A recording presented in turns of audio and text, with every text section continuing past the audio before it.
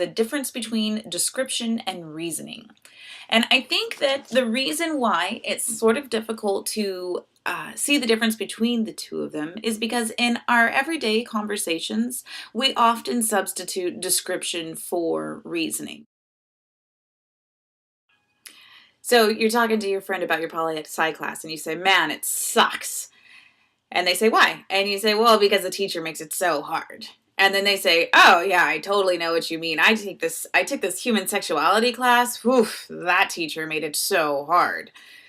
Now, you understand what you're talking about, or at least you presume that you understand what you're talking about in these conversations. And you don't feel like you need to reason through why it is that you both think that your classes suck for the same reason that your teachers make it so hard. Even though you're talking about two completely different reasons why these classes suck.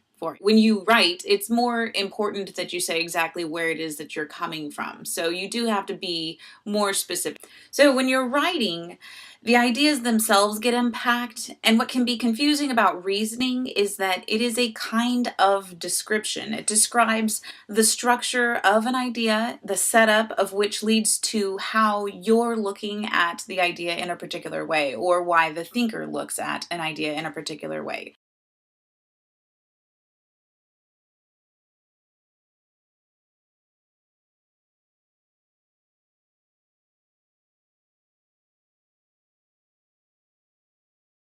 Mill was a utilitarian. He believed society should aim for the highest good for the most people, and he follows in Bentham's footsteps. But he believed in the dignity of the individual being important. So you can't kill a person for fun, even if a lot of people think that it's fun. It's not just a simple numbers game that way. So he introduced a scale of pleasures. He believed in base pleasures and higher pleasures. Base pleasures would be cursing for fun, and higher pleasures would be something like going to the opera or watching Shakespeare. So you need some experience in order to get to the higher levels of pleasure. And obviously, you can't be good at something when you just get started at it. So there always needs to be a safety net for society to keep people from failing and then not wanting to try and therefore never reaching higher pleasures. That's just not going to be good for society. Now, also, Mill recognized that it takes all kinds of people. So some people may pursue pleasures that we don't understand or like, but what's important is to tolerate all kinds, because then there's more people who can get to higher pleasures. And overall, utilitarianism, even rule utilitarianism, is still like a numbers game. The more and the higher for all makes a more just society. And that's why liberty is important in a just society for Mill. This response has only dealt with Mill's idea of utilitarianism.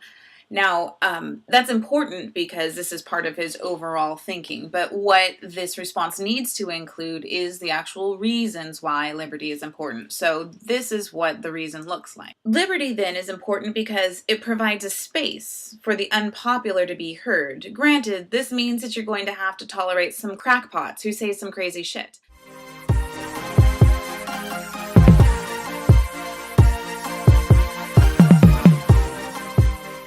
But society is often blind to its own limits, its biases, and its own prejudices.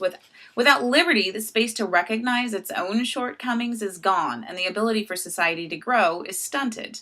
The group as a whole is prevented from pursuing its highest virtue, which is a kind of pleasure.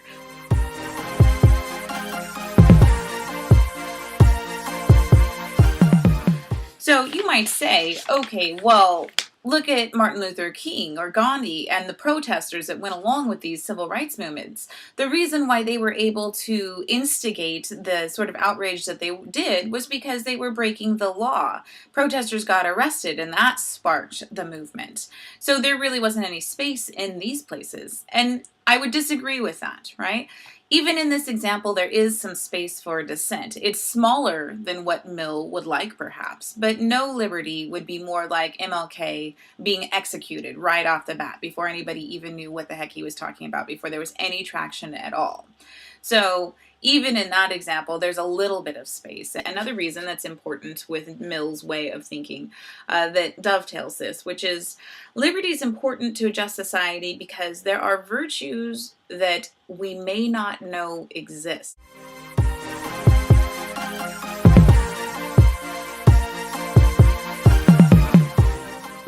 And if we don't have liberty that provides a space to explore and to learn, then it's possible that we'll never reach the heights that we could as a society, because we'll never learn what it is that we don't know. So it's similar to the other one, to the other reason, which is that we already know that there's a virtue, but people don't want to go after it.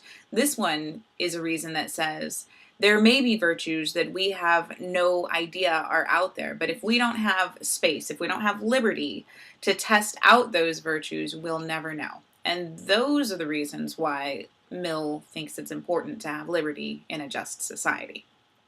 Yeah, see the difference?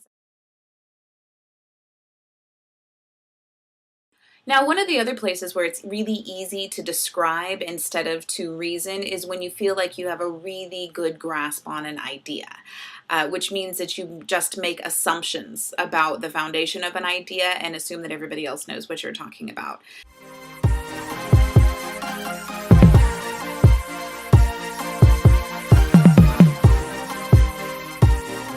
So taxes take a portion of your earnings, which is a portion of your time. And that time was time that you spent laboring. And so if you take a portion of a time that you labored, the earnings that were from it, then you've essentially forced me to work for you for a certain amount of my time, whatever that tax amount is.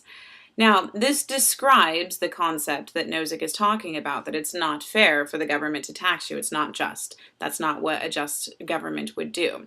But it fails to recognize why that's so important to Nozick.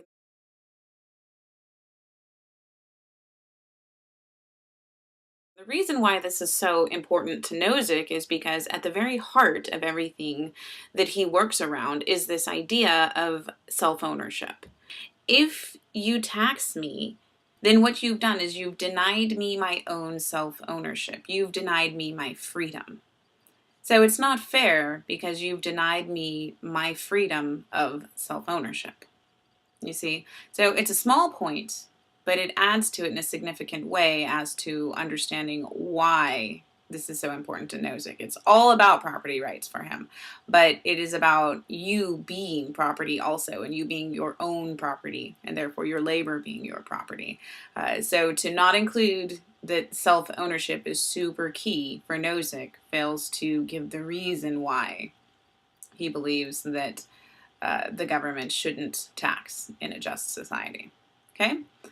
So that's just two quick examples of where reasoning and description are a little bit different, and how descriptions can seem like you're giving the reasons. I hope that you find it helpful. Bye.